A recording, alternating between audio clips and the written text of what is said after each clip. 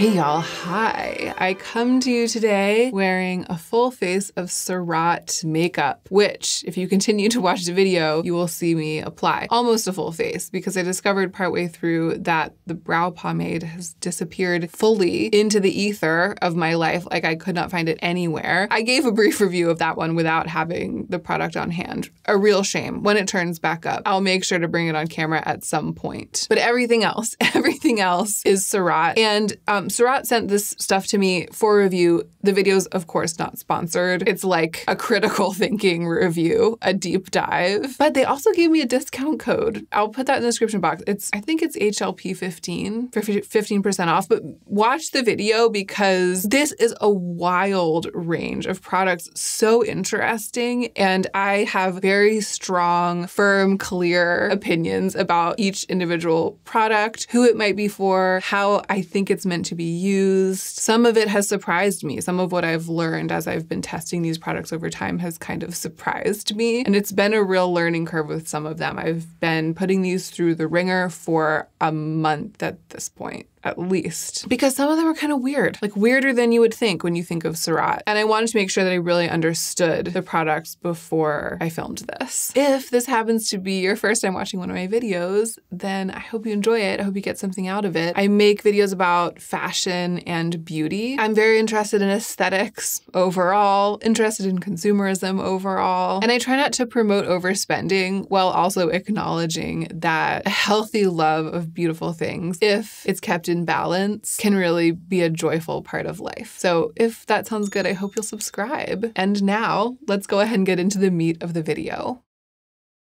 I'm daunted. I'm daunted by the number of products and the amount of information that I have to share about them. There's really nothing for it. We just have to charge ahead, bird by bird, postin'. Let's start with complexion. The Perfectionniste primer. It is so interesting. It's like this liquid powder. I really like it, and then I have had a bad experience with it, which was when I was testing the Rituel de Fille foundation in a trying to makeup video. I used this primer and they didn't really play well with each other. But every other time I've used it, it's been great. It feels very makeup artist to me. It feels very refined. It soaks right into the skin and then it leaves, I think you can see, like a pore blurred, skin perfected finish. The texture goes to this very, not dry like my skin feels tight dry, but slightly powdered, sort of raspy feeling, and also moisturized underneath that, you know? So it feels like it's taking care of the skin and then it's giving me this non-sticky surface on which to work. And I think that for some people, that's great. What I found was that it didn't play well with an extremely matte or like super pigmented foundation product where I needed to be able to spread the product and sort of water it down. With this, you get this primed surface that just, it's almost like it's gesso. It's like what you paint on it is what you get, rather than having it come from the skin and interact with the product that you put on top of it. So I've found that it works best with spreadable things, dewy things, glowy things, and that's most of what I use, which is why I've liked it most of the time. A pretty unique product though, not like other primers. I think you can see, I mean, you know, clearly my skin's still scarred and blemished, but it does look good. You know what I mean? And not in that like juicy, plump, glowy way that most primers these days prime skin. It just looks really blurred and fine. I actually have two foundations from Surratt and I'm going to swatch them both and tell you about them both, and then I'm just going to use one on my face. This is the Dewdrop foundation, a product that I've always wanted to try. The packaging feels so luxe. It feels heavy. Just like with the Rituel de Fille one, I find it a little bit fussy, especially with nails, to push down this button, and this is kind of a theme with Surratt, I've realized. The products are a lot more innovative. They're out on a limb, kind of, especially in terms of packaging, than the brand seems to foreground. Like it doesn't foreground its innovative packaging and quirky kind of experimental way of presenting makeup like some brands do. Some brands use those kinds of things as gimmicks, and Surratt doesn't. It's like the least gimmicky brand I feel like you ever come across. So sleek, it's so laid back, super classy, luxe feeling, really lovely. Like gimmicky is the last word that I would ever think of. But then everything is packaged in a way that's like slightly off the beaten path. And my main takeaway, which I'll reiterate at the end, but I'm just going to give it to you now so you can kind of keep an eye out for it, is that sometimes it works and sometimes it doesn't. And it's been really interesting for me to kind of figure out which of these innovative experimental choices work for me and which ones don't.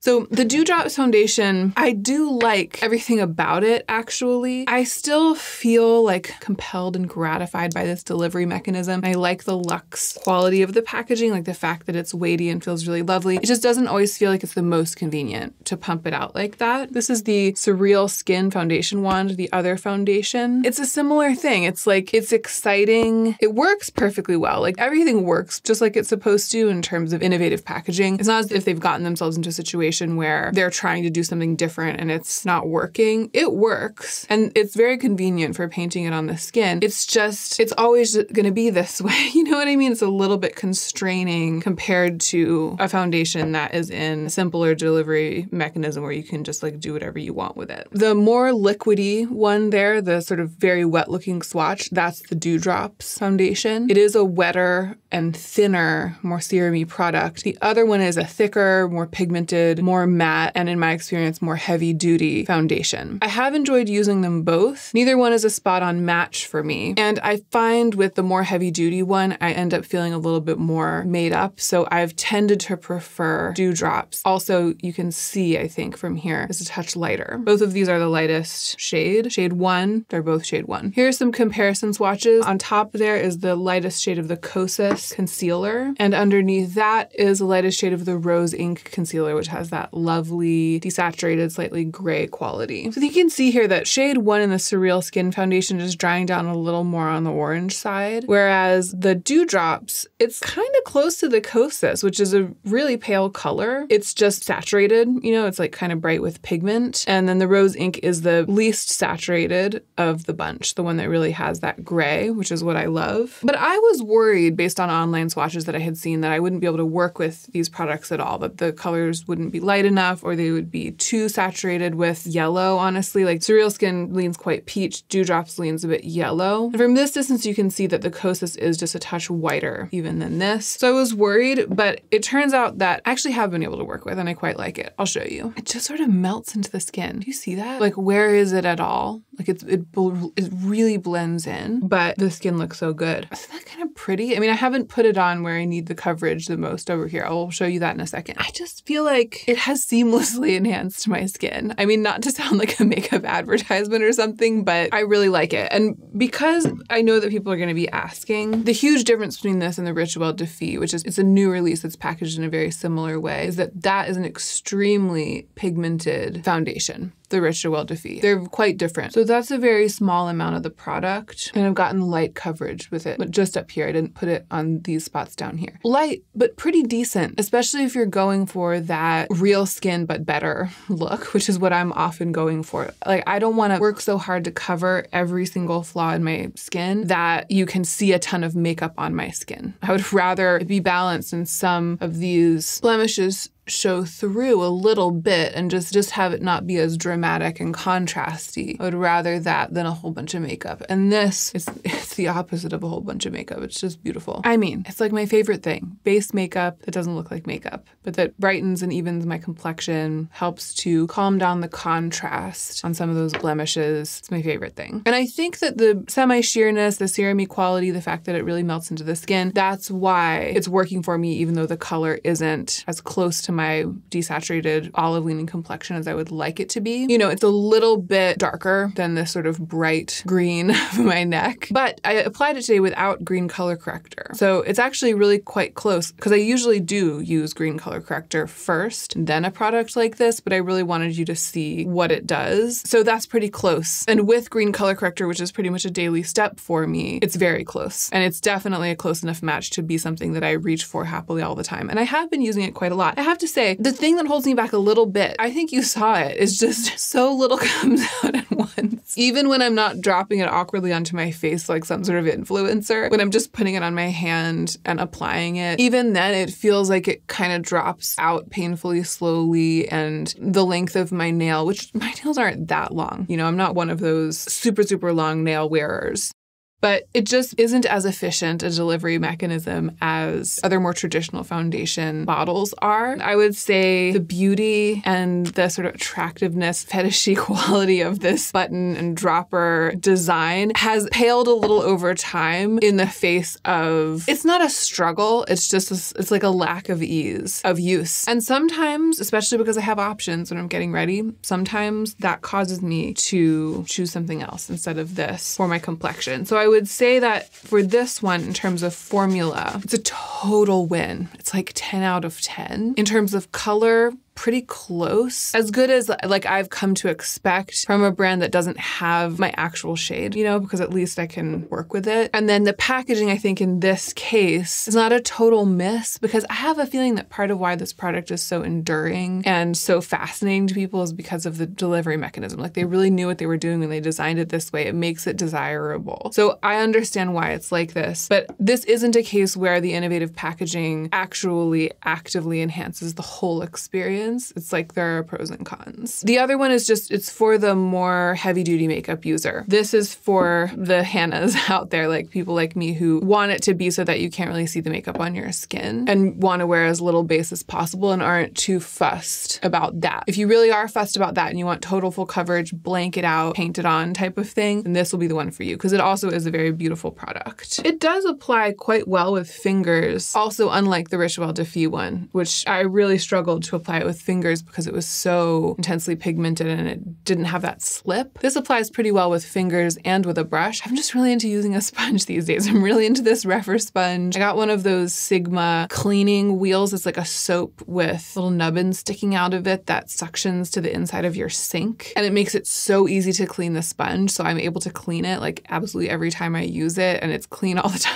I love it so much. So this is primarily how I've been using it. Okay, moving on to brows. A very interesting product. And as I look down on the table before me and attempt to find it, I come up against, I can't call it like the primary issue with Surratt, but a notable facet of packaging of this brand, which is that it all looks the same. And it's funny because I passionately love the design of this. I feel like it's up there with the VB Beauty packaging for me, with literally best of all time beauty packaging. I think everything is so beautiful. It has that combination of subtlety and glamour, timelessness that so few brands are actually nailing these days. It feels exciting, but it also feels sophisticated. There's nothing dinky or kitschy about it, but it also has like this oil slick rainbow spill quality. It's just, they absolutely nailed it. And so when I opened these for the first time, I was just like, I love it so much. Everything I opened, I was like, I love this so much. It's so beautiful. I love it so much. Then put it all in a box for testing on my vanity. And every time I would go into that box looking for something, I would be like, wait, is this the mascara? Or is this the mascara? Or is this the mascara? Or is this the mascara? There's 4 different products. This is the mascara. But I'm constantly grabbing the wrong thing and having to focus a little bit more on discernment among products than I have ever had to do with any other brand. In fact, yesterday, I wanted to bring highlighter down here for a Patreon video that I was filming myself putting on makeup. Instead, I grabbed the blush and I got down here and I was doing the look and I was like, time for the Surratt highlighter, and I had grabbed the blush. You know, they're not exactly the same, right? The blush is longer.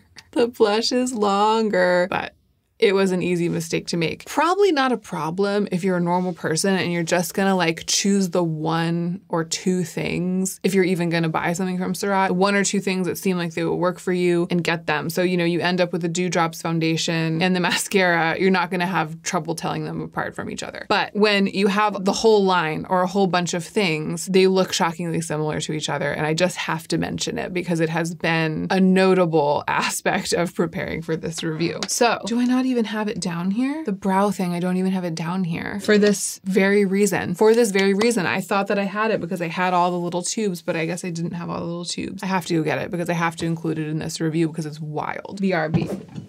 Y'all, I can't find it. I just spent like way longer looking for it than it would have taken to review it, like 3 times as long. And it's kind of case in point when I was talking about with the packaging, it's infuriating because I'm looking all over the world for this like tiny, I mean, it looks like these things. It's like this slender, small, dark pen-like thing that is just so easy to lose, like so easy to lose track of, looks like other things. The reason I didn't realize that I didn't have it is that I just assumed assumed it was one of these. They've all been together on my vanity and they all look the same. I mean, if something was gonna go missing, I'm not totally surprised it was that brow thing because I think I've been toting it around thinking I would include it in like a trying new makeup thing. Sometimes I take it with me because it's great for filling brows. Is that what happened? Should I take it with me? I cannot keep looking for it now because I've just wasted so much time. It's gotten so late and I have to finish this video. I've only done one thing. I'm throwing in the towel for finding the brow thing. What I will do is that I'll find it eventually and I'll put it in a new trying new makeup video or something. When that happens, when I have finally captured footage of myself applying it and talked about it on camera, I will link that in the description box here so that future viewers of this video will be able to go and reference that. For now, what I'll say is that it's extremely brow building, fiber building. I like it. I was like excited to use it today and fluff up my brows. It's great for those extremely dark, built up editorial brows. And it's just been a long time since I did that. That's the benefit of it. The con is that it's a little bit messy, and because it has, basically it looks like a skinny toothbrush. It's like this soft, skinny toothbrush. That's the applicator. It's a little bit hard to control, and sometimes it gets on the skin. It's a classic example of, I feel like, Surratt having an amazing formula, a really cool, innovative delivery mechanism, and then having it just be a little bit harder because the delivery mechanism is so cool and innovative. So my experience with it is that when I start going in with it, it's amazing. And then for the finishing, like sculpting, the more detail work of the brows, I usually have to go get a spoolie or some other product and, you know, push things around till everything is in place because that soft, skinny toothbrush doesn't quite get me there. So similar to the foundation, and I'm just going to use the Komugi brow gel. Actually, I'll put a little pencil in there. The Komugi brow pencil and gel in the absence of that other thing. What I was about to say is similar to the Dewdrops foundation. It's like a spot-on product in every way except for that the packaging just holds it back a little bit. And I appreciate the packaging, just like with the Dewdrops. I appreciate that it's different. I appreciate that it's delicately designed, that all of this love and care has been put into it. And I also experience a slight drawback from it. So we're really seeing a trend here. So that's a little bit of verbal information for those of you who happen to be here because you're really interested in that brow product from Surratt. It's always been one of the things that I was the most interested in, which is why I imagine there might be some of you out there who are in the same boat. And I hope I was able to help a little bit, but I know that a review without the product here is not much of a review at all. I'm sorry to have been so irresponsible. I will do my best again to come back and fill in that blank. But what I'll say is that even though it's exciting to work with and it gives a dramatic and kind of editorial brow, it's not among the Surratt products that I love so much that I would consider buying them myself. Those are actually coming up. Although maybe the Dewdrops, if I didn't have other stuff, you know what I mean? If I was like looking for one thing, the one complexion product to do this, and I didn't have a complement of things, it's so nice. It might make it onto that list. And so I'm glad if I was going to lose something, it's one that I think has a lot of great qualities. But for me, especially given the price point of the brand, it's not on my like top 3 or 4 of things that I would buy if I were making a purchase from Surratt. The primer probably isn't. The Dewdrops foundation maybe is on that list. And then the next thing, what should we do? Let's go ahead and do eyes. So quickly, the lacquers, because I'm not going to apply them here. I applied one in a trying new makeup video. They're really cool, iconic products from Surratt, and I've actually liked them better than I expected to. I expected them to be just a total mess, like not to be able to work with them. I expected they would crease too much, but the pigment's actually kind of sturdy. They crease a little bit, but to me, it's doable. I like the look. I like just throwing them on. I'm never struggling to get like a good shape with them. I actually kind of like them. However, because it's a really niche product, like a lid lacquer, and I'll link the video in which I actually applied it to my eyes, probably not top of the list of the things that I would buy with my money that I would consider to be like an investment in a really special piece that I would use constantly. But I continue to be impressed by the Smokey Eye Baton. I reviewed this. It's the only Surratt thing that I've like had for a long time. I had the darker brown and I had gotten it from Violet Grey for a Violet Grey makeup review a long time ago. This is the one that Surratt sent. Here's how the product works. It has this like smudging wand that dips into the eyeshadow on one side. And on the other side, it has a really great eyeliner that is creamy and long lasting and can be used for all sorts of things. So the color of this one, the color story of this one is more of like a silvery taupe. I don't know if you can see from that swatch how really shiny and silvery the shadow is. That's the bigger swatch. And then the little swatch is the eyeliner. I really love this color for me because it's dark enough to kind of ground the eyes, but light enough not to make the eye makeup look dramatic. I'll just quickly show you what I tend to do with this. I tend to go in with the eyeliner first and just messily smudge along the lash line and the lower lash line, and then to build some up on the outer corner and then like buff that out a little with my fingers. This is just what I do, okay? Because I think of this as that like on the go Italian film star, super imperfect, smudgy, not requiring your lids to be perfect either. I actually think of this as the on the go, smudgy, imperfect, aging Italian film star look. Like glamorous, eyes that have seen a lot over the course of their lifetime, like Sophia Loren in her 60s kind of makeup. So I smudge that on and then I go with the little baton and add the shadow. And the shadow sticks the best on top of where I've put the liner, which is why it's important to smudge the liner out a little bit with my fingers before I go in with the shadow so they don't get like a harsh line where the shadow's really sticking to the liner, but not the rest. But with it all smudged out and smudged around, I mean, it's like such an easy romantic look. So I'm using the dipped eyeshadow baton to smudge underneath as well and just all around, all around. I fell in love with the effect of this and that sense of imperfect makeup, but also imperfect skin. You know, when I like lived in comfortable glamour when I originally reviewed this, but the color that I had then was a darker color. And so I ended up not reaching for it as much because it was this, but just like a little bit more dramatic than this, like an amped up version of this. And that felt like I was going out a little more on a limb. This is the color for me. It's called Cendres, like cinders, but with an E, cenders. I think it must be the French word. I would guess it's pronounced cendre. It looks like cenders in English with a C, C-E-N-D. I'll link it, of course. This is the color for me because it's so wearable that smudginess just like blends right into my skin. It's not too impactful, but it still has that glamorous, imperfect quality. I just love this eye look. And I haven't put that much of the eyeshadow on. Like I could do a little more, but I think I'm gonna layer on a little bit of the glowy highlighter because that's what I've been doing. So I'm not gonna go further. It can be built up to be more dramatic than this. If I had deeper skin, I would probably prefer the other one of the other ones, one of the darker ones, because I feel like the thing about this that makes it work is that it's giving me a little bit of contrast, but not too much. So this to me is an example of something where the packaging is a little bit weird, like a little awkward, this sponge that dips into like a cylinder with eyeshadow in it, but it works because it is so compact. It's something you can take on the go with you, and that portability and sort of like do it in the back of a cab quality that it gives you because of the packaging aligns perfectly with the outcome and with what I'm going for. When I want to use this, I want to use it in the exact way that the packaging causes me to use it in order to get the look that the formula causes me to get. So I just feel like with this one, everything aligns and it totally makes sense and it's kind of one of a kind. And I'm more in love with it than I was when I originally reviewed it because this color is the dream. Remember when I was really into Terry Barber? I feel like this is like the Terry Barber eyes. It's very runway to me. It's like an elusive thing that if you're using more heavy duty makeup or all your tools and brushes and stuff, it can be hard to stop at this. You know what I mean? It can be hard to kind of pin it down because, at least for me, I go overboard, I put too much, I keep going. It's like I employ too much precision, too much contrast or something because it's just so easy to go there. And so there's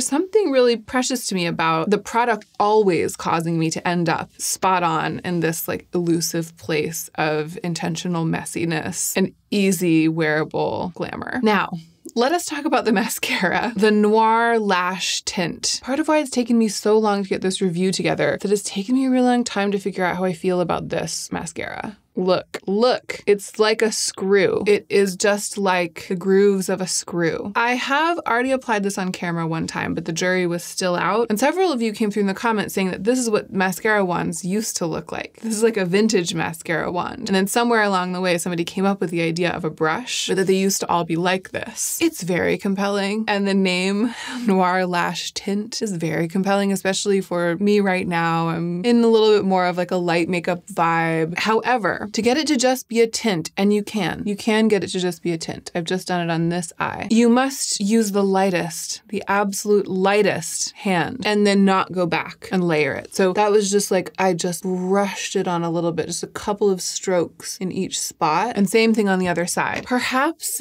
if you are a reasonable person, if you're a normal person, perhaps it's not hard to stop there. Maybe most people maybe just the average makeup user wears makeup in this more delicate way, this more subtle way. If that's what you're looking for, it's a beautiful product. I mean, it's a pricey, high-end mascara. It's like you just get one and you use it for 6 to 8 months, you know what I mean? And that's it for you for more than half the year. But if that's the way you roll with products, and if you want just the lightest, the merest tint, and you know you're capable as a makeup applier of just going brush, brush, brush, and then that's it. It's lovely. It's lovely and subtle. And it works the same on the lower lashes, lovely and subtle. And it's always going to give that subtlety because it comes out with this skinny little metal thing. You know what I mean? So it's never gunky. That's the thing. It's never going to gunk your lashes and be uneven and be unmanageable. And I can understand people being willing to pay a premium for that. So there it is on my lower lashes as well. And it does coat them. I mean, it's not a light or sort of barely there product. You know, it really does do its duty if you apply it in that way. However, if you go back and you keep layering, which is what I tend to do with mascara, it will build on itself, which you would think would be positive. So everything that I just said about how some people use mascara and how you might use it and how you might like it if you like that and you know that you can use it that way. All of that to me is its best quality. Like it is its best purpose. And I think that that's quite lovely. And you would think that a mascara like that also does build on itself, that just makes it more versatile. And I think that's what they were going for. And I'll show you what I can get it to do. So here we have the lightly applied mascara of a reasonable person who knows how to control herself. And here we have the lashes on which I've built it up with several more coats. And you can see that it makes it more dramatic. So it does build. The more it builds, the harder it is for me to control. And I think that that's because there is no control on this little wand. There are no bristles. There's no way to use this wand to separate the lashes, to place the lashes, to draw out the outer corner of the lashes, because it's just this blunt instrument. It's just this kind of grooved stick. My experience is that every time I try to build and get a more dramatic lash like I've just done, my lashes end up looking not as fluffy and beautiful as I can get them to look when I build with other mascaras. I was frustrated with this for a long time. And then when I started reaching for it only when I wanted the subtlest wash, like a true tint, and I used it as if it were a tint, and then I stopped there. When I started doing that with it, then I kind of fell for it. And now I'm like enjoying wearing it on sort of no makeup days or light makeup days. I think it's a really pretty and special product, hence my enthusiasm about how it might be used and by whom. It's hard to stop there if you're a makeup aficionado, if you're a makeup lover. Even just automatically, I tend to go back and continue to layer. Frequently I'll start applying it and I'll just go a little too far and I'll be like, ugh, I've lost it. I've gotten these kind of stuck together bits to my lashes that I can't separate using this grooved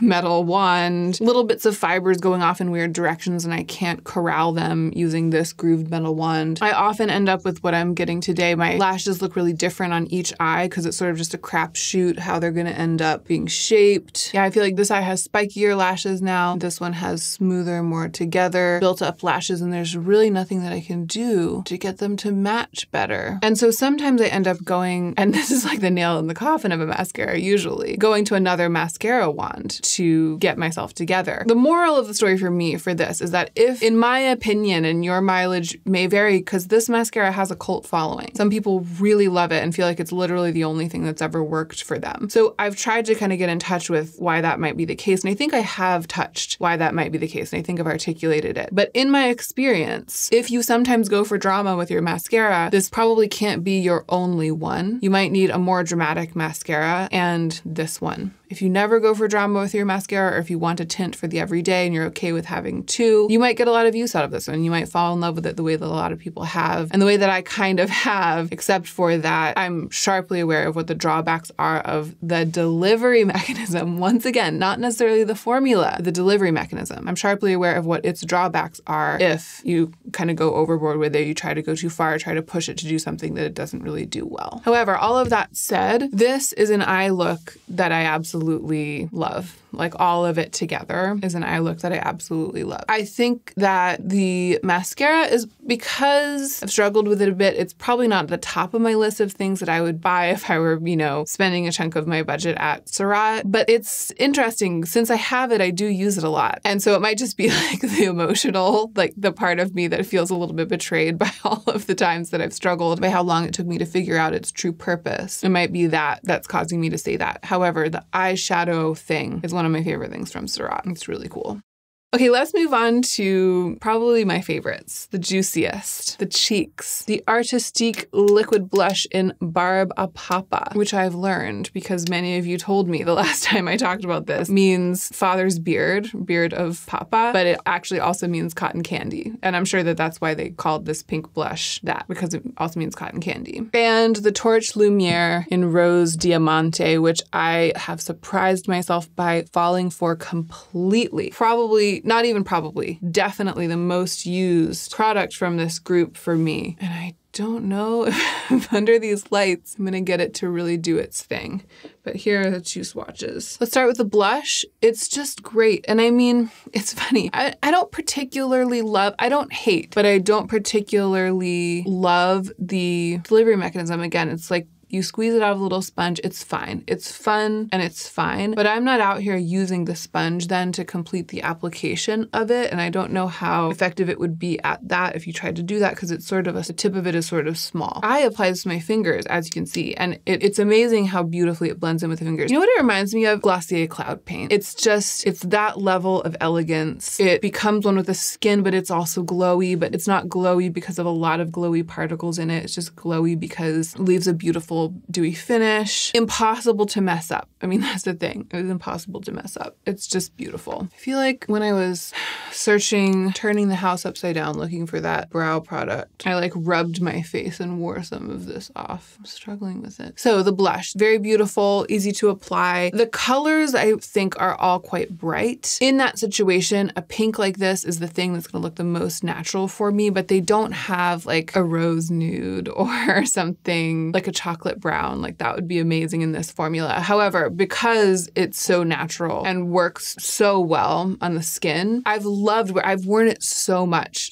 more than you would think that I would be wearing a blush in this color. I've been testing all of these products for quite a long time, and this, it's like I've used it on days even when I'm not thinking about testing. You know what I mean? Like that's kind of the mark of me having really fallen for something. And that's definitely been the case with this blush. It just reminds me of an extremely elevated version of Glossier Puff. That's what it is. However, the surprise total hit. Oh yeah, you can see it glowing. There you go. This, it surprises me for a lot of reasons. One is that the color, Rose Diamante, is not the one that I would have maybe chosen for myself. There's a champagne color in this that I kind of want now because this one's a little bit pink. It's sort of like a ballet pink. And so I thought that it was gonna be too cool toned and kind of give that icy, overly made up look to my cheeks. And I also thought it was gonna do that because it has sparkles in it, like literally sparkles. When you look at it, when I first opened it, I was like, oh no. I swatched it and I was like, oh, it has glitter, like it has sparkles in it. People are gonna dislike that and I'm not gonna get that like wet, drenched glow on the cheeks that I usually am after. But you can't see the sparkles on the cheeks. I don't know how it does it. Based on how it looks up close, I really did not think that it would be the one. The pink, the sparkles, everything. But oh my gosh, you know, I've been really into this wet, bare skin that looks really drenched. And I had been using that Rouge face palette that I picked in my last Shop My Stash. Actually, at this point, not the last one, but the one before that. I'll link those videos. And I was so happy with what it was doing for me in terms of the drenched skin. And then this came along. I think I even like it better because it's drier. That Rouge face palette just, it has that slight tackiness. It's not a huge problem. Like it isn't by any means one of those balmy, greasy Vaseline products, but this is even better in terms of giving me that super glossy, wet look, but being really good formulaically, like setting, sticking, staying all day.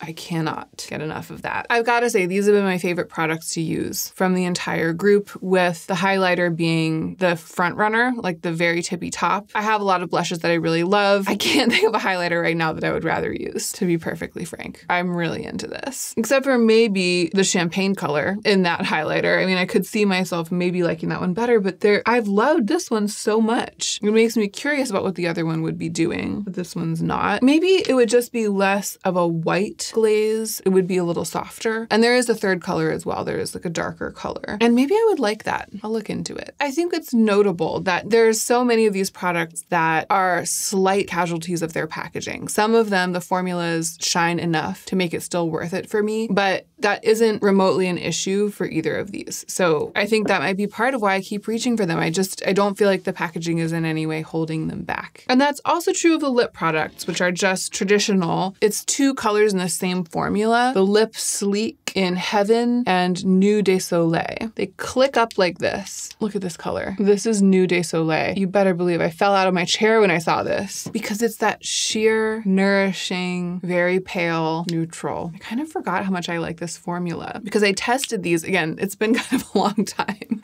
that I've been testing these. I tested these right at the beginning and I was like, oh, they're great. And then I've been wearing my Shop My Stash lipsticks. Some of these products I've continued to wear and wear and wear, especially the cheek products. And these I felt that I had to take away pretty quickly. Putting this on now is making me realize this is like the perfect everyday lip. And it feels so good. It feels like a gloss stick, that genre of product that has been coming out over the past several years, but it's really sturdy. It doesn't feel like it's gonna slip and slide all over the place. And it's not too heavily pigmented and it's unscented. I just thought about scent because I was about to compare it to the About Face Beauty. I love that About Face Beauty lip click stick or whatever it is. Similarly, provides a lot of nourishment, makes the lips look really great, easy to apply, comes in a really similar type of packaging, but has an incredibly heavy scent. And that was why I was just appreciating that this one has no scent. But the other thing about the About Face one is that it's got a lot of pigment. And so it's just a little bit harder to manage. This is that perfect level of pigment. Like my lips have been pigmented by the product. The color of my lips has been changed by the product to the color of the product, but I could apply it in the dark and it would be fine, you know? It's just so rare to find a neutral like this for me. It goes a little bit peach, you know what I mean, rather than grungy, but doesn't go orange. What a find.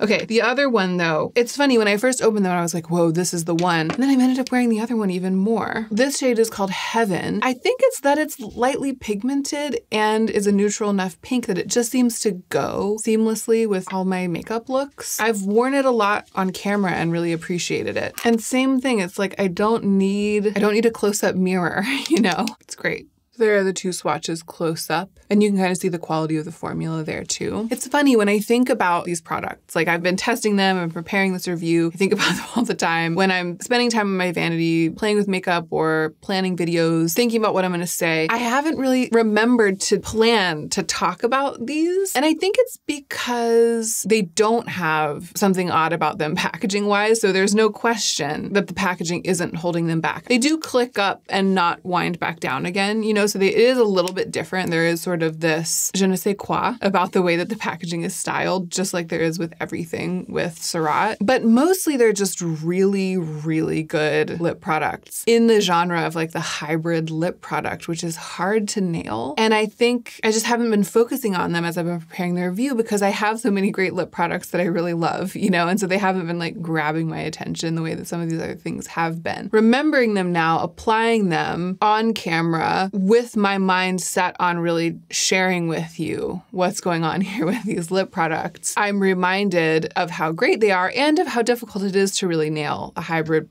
lip like this. I think the key is not having it be overly pigmented. I'm thinking of things like the Glossier Ultra Lip, which is sort of like this, but gets so messy so fast because it's so pigmented, except for that one really pale color, which was the only one that I ever liked in it. Again, the About Face Beauty, love the look of like the shiny, glossy lip, but always worry a little bit about where the pigment's gonna get, like on my teeth, on my face, etc. And it's just not a concern with these. They've balanced it perfectly. So in this hypothetical situation where I'm buying stuff from Surratt, trying to decide which of these products to put in my cart. It's funny, I think the reason that these lip products don't immediately spring to mind for that is, again, that I love so many lip products and that I am so happy with what I have. But now that I'm reminded of how great they are and how wearable, I feel like I'm gonna be wearing them all the time over the coming weeks. And so I would say it's a good bet, again, for someone who has a really edited collection. Like if you just want one, super wearable, neutral, pale nude, nude in this type of formula and you don't have anything like that, and you just want one really high-end one, Nude de Soleil is a great option. I kind of feel like putting my mole back on. I'm gonna use the eyeliner, and I'm gonna zoom out a little bit and give you my final thoughts. So that's the final look, full face of Surratt, really leaning into the natural, easy, unfussy polish of it all, which I do feel like is a kind of angle of makeup artistry, like makeup for film and television, sort of, or even what you might think of as red carpet makeup, certain kinds of runway makeup. And I do feel like that's where this brand really shines. I mean, there are some more heavy-duty products in the brand. I haven't shown you any of the powder cheek products or powder eyeshadows. You can get yourself more made up in a more like full glam way with Surratt for sure. But this is where it kind of gets me where I live, with these cream products, with these more effortless products, super elegant formulas. And so these are the ones that I wanted to showcase. I think you can see why. There's no question that the formulas are spot on. I actually can't think of a formula that's let me down of all of these ones I've shown you and the ones I didn't show you, because there are some powder products that came my way, like the bronzers and powder highlights and stuff like that. It was too much to put it all on. Like, it would be layering the same thing on top of the same thing. And they'll show up in other videos here and there, and maybe on Instagram as well. But even in the ones that I didn't show you, I can't think of a formula that's let me down. Maybe for me, the foundation, although it's fine, it's just I recognize that it's a more full coverage and more matte foundation than what I prefer. I think I can safely say there's no question that the formulas are spot on. It's this interesting situation where in some cases, the uniqueness of the packaging, which is like a real selling point for some of these products, I think, creates a drawback when it comes to ease of use. And so I'm here at the end of the video, and kind of the only question for any of these products is it a casualty of its packaging? And if so, how much of a casualty of its packaging is it? So I'm going to go through, just really quickly recap, sort of with that as the main question. I mean, the primer is not an issue at all. I think that with this primer, it's just, are you in the market for an incredibly high-end primer that has this interesting, raspy, extremely smooth finish? But the packaging's fine. Both of the complexion products have different packaging from most foundations. I feel like the one with the brush actually is not a casualty of its packaging at all. I actually think this is very convenient. And the times that I've tested this, applying it with the brush and moving it all around the face with the brush, pumping it out, it's gone flawlessly. And then I go back in either with my hands or with another brush or a sponge to smooth it out. This brush, in my experience, isn't the only tool, but it does make it quick and easy, and it is kind of fun to use. So I don't think that this is a casualty of its packaging. It just wasn't my favorite of the formulas. This one, a little bit. It a little bit is. I mean, you saw me struggling. Not so much that I'm gonna never use it, but the packaging is a feature, you know, and you have to know what you're getting into. The Lost Eyebrow Pomade is kind of a casualty of its packaging. The little soft brush just hinders me from getting the formula to do all of the spectacular things that it can do without reaching for a different tool. So that's why it didn't make it onto my tippity top list of favorite things from this review. The Smokey Eye Baton is absolutely not a casualty of its packaging. It's perfect in every way.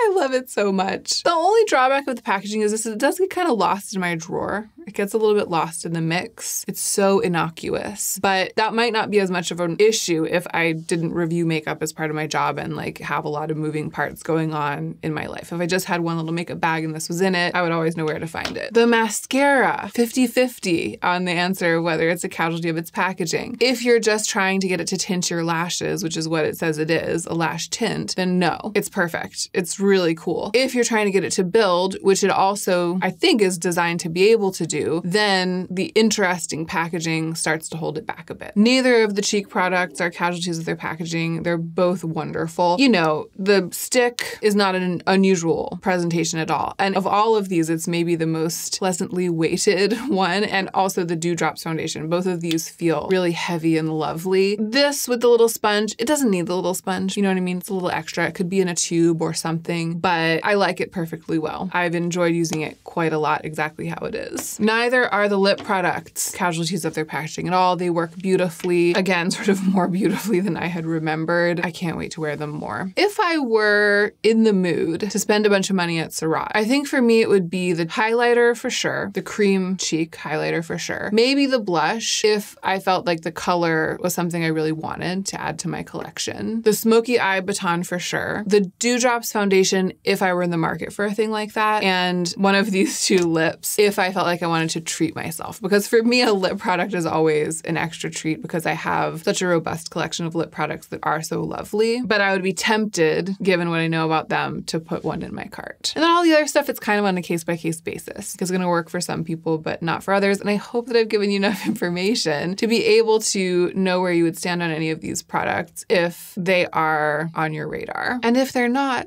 I hope I've entertained you. I, for one, often watch reviews of things that I am not planning on buying in the least. I know that some of you are the same. And you know, this is kind of a niche brand. Incredibly beautiful products. Very compelling in sort of a dark, dusky, romantic way. Flawless formulas. Weird packaging. Weirder than it seems. And very expensive. So it's its own thing. And it's been a real pleasure to play with these products and get to know them. Thank you so much for being here and spending this time with me, whatever your reason was for doing that. I hope you will be subscribed. I hope you will like and comment. But most of all, I hope you're taking extra good care of yourself so that you can be the most effective version of yourself as you do your work in the world.